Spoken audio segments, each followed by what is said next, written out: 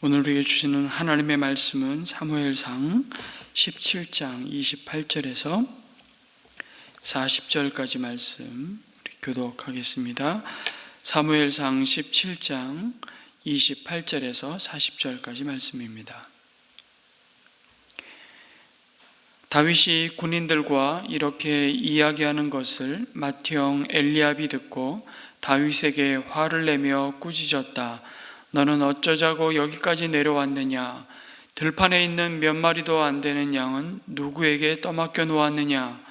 이 건방지고 고집센 녀석아, 내가 전쟁 구경을 하려고 내려온 것을 누가 모를 줄 아느냐? 다윗이 대들었다. 내가 무엇을 잘못하였다는 겁니까? 물어보지도 못합니까? 그런 다음에 다윗은 몸을 돌려 형 옆에서 떠나 다른 사람 앞으로 가서 똑같은 말로 또 물어보았다.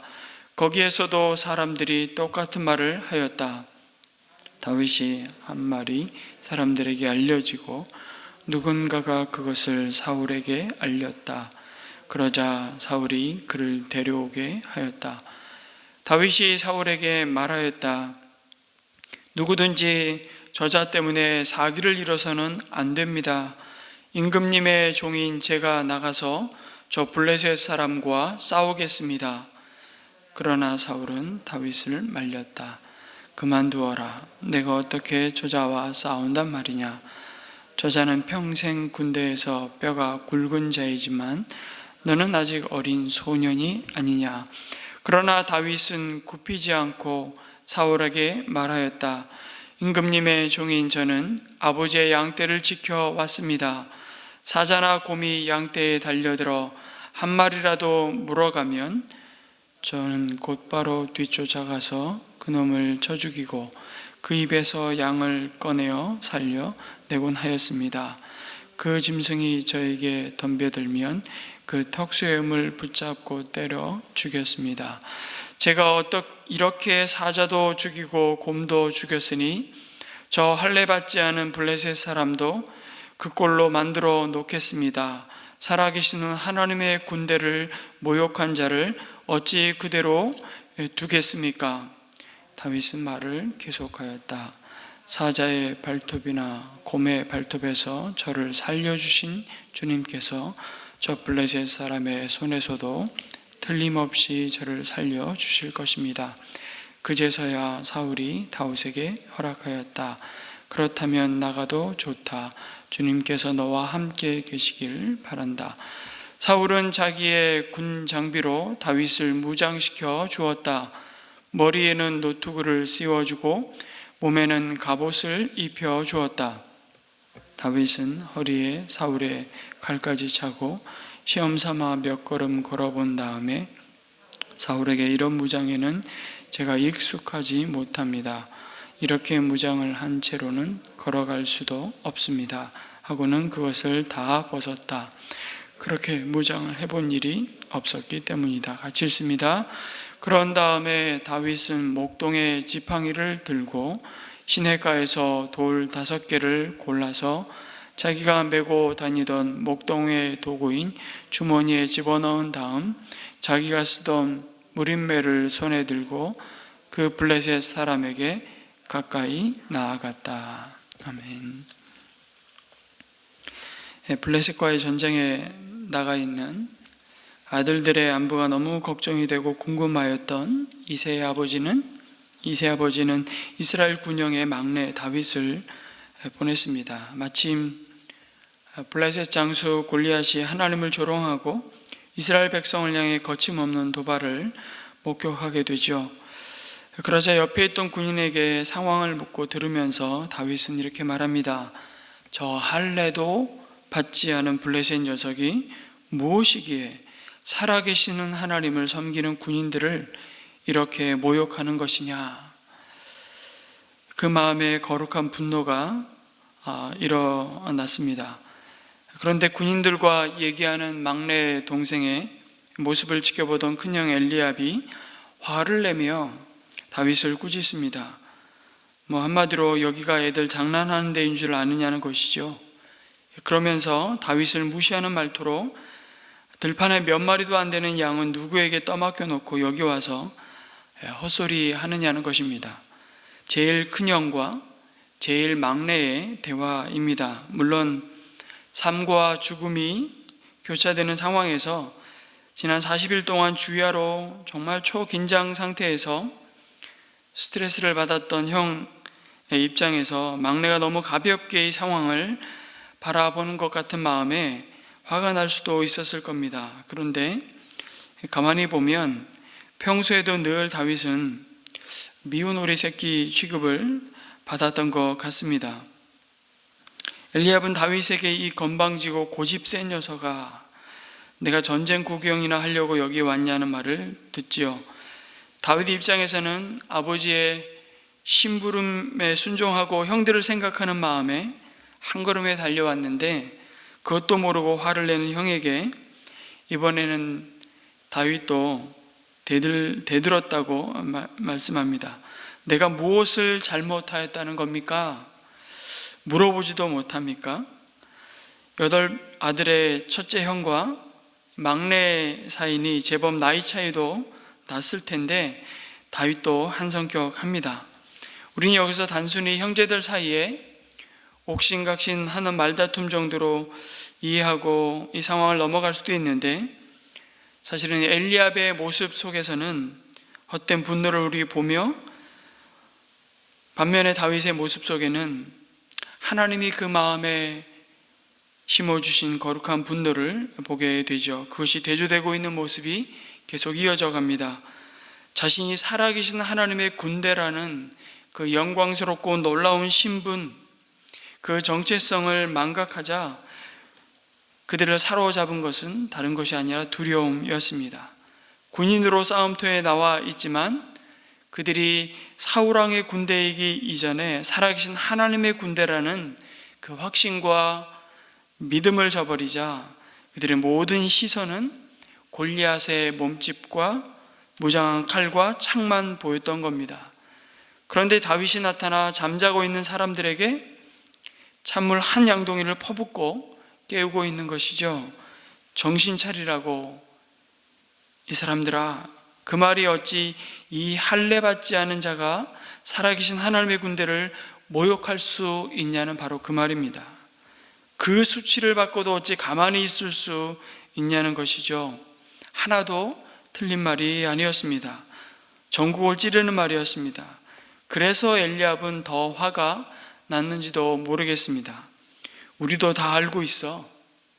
어디서 우리를 가르치려고 해? 내가 전쟁을 알아? 아직 머리에 피도 안 마른 것이 어디서 까불고 있어? 그런 마음으로 다윗을 꾸짖고 있는 거죠. 그러면서 말이면 다 되는 줄 아는가 본데 전쟁은 그런 것이 아니라는 얘기를 하고 싶었던 것입니다. 아니면 안 그래도 스트레스 받고 화풀이 할 때도 없는데 엉뚱한 동생에게 지금 화풀이를 하는 것이죠. 엘리압은 이스라엘 군인과 사울왕의 모습을 어쩌면 대변하고 있다고 할 수 있습니다. 골리앗의 크기와 힘에 압도되어서 그보다 크신, 아니 비교하는 것이 불가한 하나님의 능력과 위엄을 보지 못하는 것입니다. 키와 용모를 보지 말라고 하시는 하나님의 말씀에 아랑곳하지 않고 이스라엘은 사람의 겉모습, 그 대적의 키와 무장만 보며 압도되었습니다. 그럴 때 사람은 그 마음속에 헛된 분노로 가득 차고 있는 모습을 보여줍니다. 그 헛된 분노는 결국 사람의 키와 용모만 바라보았던 열매이죠. 현실의 한계와 절망스러운 상황 앞에서 사람은 괜한 희생양을 삼고 공격합니다. 너 때문이야. 다 모든 것이 너 때문이야. 그러나 다윗은 동의할 수가 없었습니다. 그러자 그 자리를 옮겨서 다른 군인들에게 똑같은 질문과 말을 합니다. 31절에 보니까 다윗이 한 말이 사람들에게 알려지고 누군가 그것을 사울에게 알렸다고 말씀합니다. 지나간 40일 동안 생각과 마음이 온통 골리앗만 바라보고 묵상하다가 다윗의 말에 정신이 번쩍 난 것이죠. 정신 나간 소리처럼 들리는데 생각해보니 맞는 말입니다. 그러자 그 얘기가 얼마나 삽시간에 퍼졌는지 사울 왕에게까지 전달이 됩니다. 여러분, 사무엘상 결국 17장은 딱 한 사람만 골리앗의 키와 무장을 보지 않았습니다. 딱 한 사람만 문제의 크기를 바라보지 않았습니다. 그것이 바로 다윗이었죠. 다윗이라고 눈이 없었겠습니까? 아니면 시력이 너무 나빴을까요? 아닙니다. 다윗은 그 문제의 크기를 보고 계산하기 이전에 문제보다 크신 하나님을 너무 깊이 체험한 것입니다. 사울 앞에선 다윗의 한 얘기들을 한번 들어보면 바로 그 얘기죠. 자신의 무용담을 늘어놓는 게 아니었습니다. 그가 빈들에서 아비의 앙떼를 돌볼 때 그와 함께 하셨던 주님의 능력과 손길이 어떻게 그의 삶을 압도했는지를 고백합니다. 다윗의 얘기를 듣고 있으면 좀 과장이 심하네, 아직 나이도 어린데 벌써부터 이렇게 과장이 심하면 어떡하나, 이런 생각이 드십니까? 아니죠. 17장에 보면 3명의 거인이 나옵니다. 3명의 거인, 한 명의 거인은 분명하죠. 육신의 눈으로 너무 확인이 되고 분명하게 보이니까요. 골리앗입니다. 또 한 명의 거인이 있죠. 그것은 사울이었습니다. 사울왕도 거인입니다. 그런데 진짜 거인은 다윗이라고 말씀해 주고 있습니다. 은혜의 나눔을 듣다 보면 저 성도의 이야기로만 듣고 끝날 때가 참 많습니다. 그러나 매번 그 이야기는 곧 나의 이야기이고 나에게 오늘도 동일하게 말씀하시고 약속하시고 함께 하시고 때로는 경고하시고 책망하시는 하나님의 음성이라는 사실을 고백하지 않을 수 없습니다. 다윗의 입을 통해서 그와 함께 하셨던 하나님의 손길을 지금 간증하고 있는 것이죠. 살아계신 하나님의 군대인 이스라엘을 깨우시는 다윗의 목동의 삶이 이 전쟁의 한복판이라고 다르지 않다고 말하는 것입니다. 그 다윗이 바로 거인이라고, 37절에 사자의 발톱이나 곰의 발톱에서 저를 살려주신 주님께서 저 블레셋 사람의 손에서도 틀림없이 저를 살려주실 것입니다.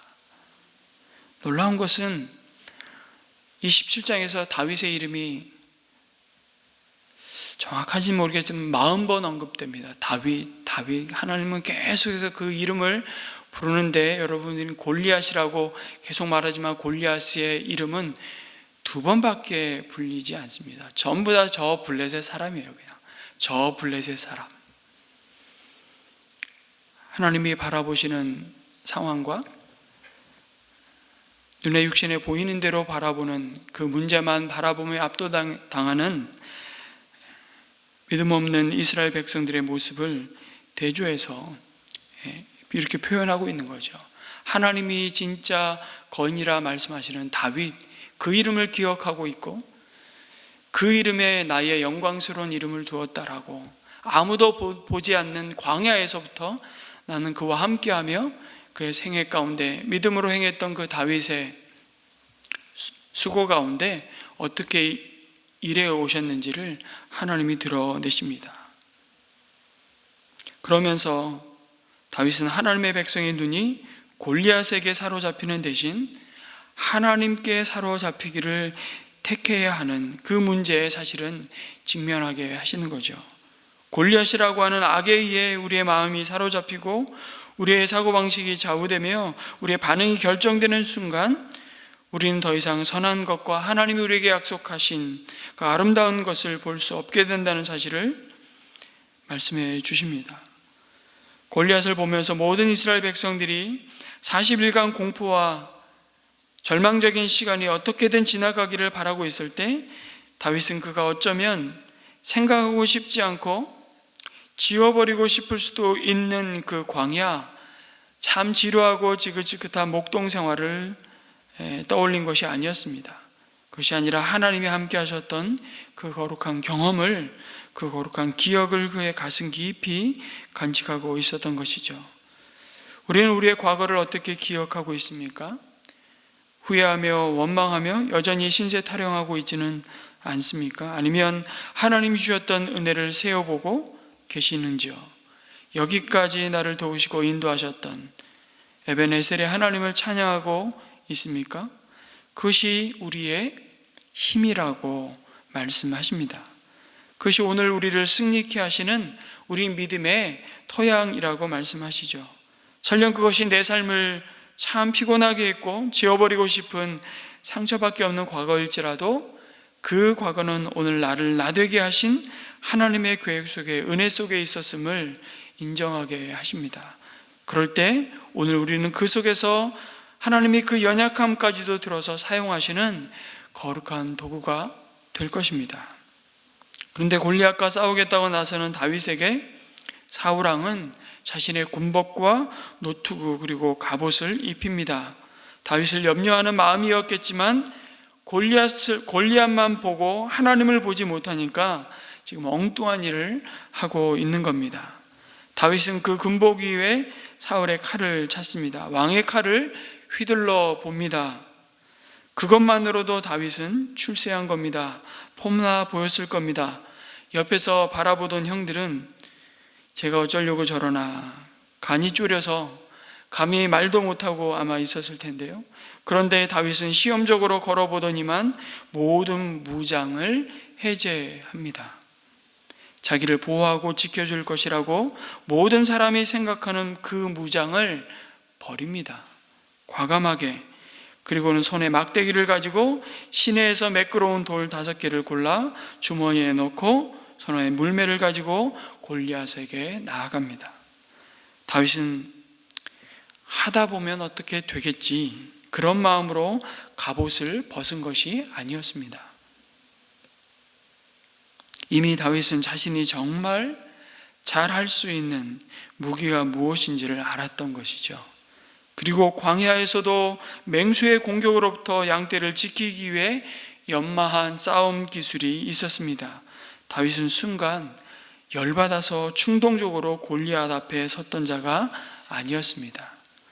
여러분, 다윗은 시편에 보니까 이렇게 다윗에 대해서 이야기하죠. 그 아비의 양떼를 칠 때 그 마음의 성실함과 그 손의 공교함으로 아비의 양떼를 쳤다고. 여러분, 8아들이었습니다.